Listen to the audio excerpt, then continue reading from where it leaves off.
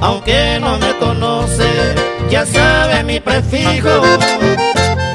Como agradecido por la cordialidad, ornato tu belleza con gracia rutilante, natura fulgurante, la reina del hogar, con lealtad sublime, vencelos inconstantes, caminas adelante, un sueño a forjar.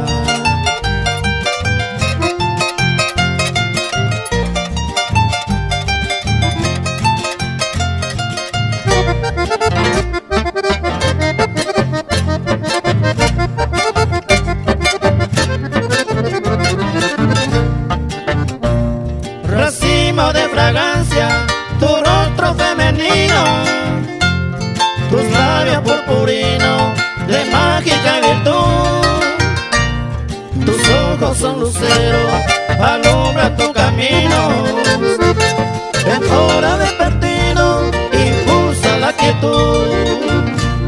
Eres la de septiembre, una joya de Virgo, y ya tiene un lirio y dos ramas de miel, sencillamente grata para ganar amigos por ese pergamino, tu lucha de mujer.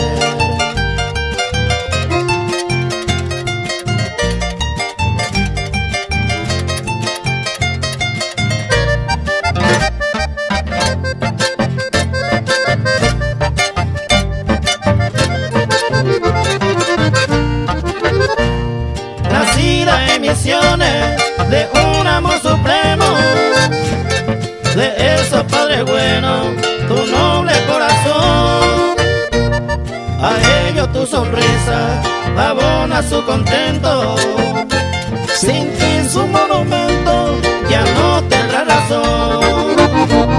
Abrázote amiga, hoy por tu cumpleaños, con este mi regalo te doy felicidad, que nunca la de dicha impere tu rebaño, sino por cada año gozar prosperidad.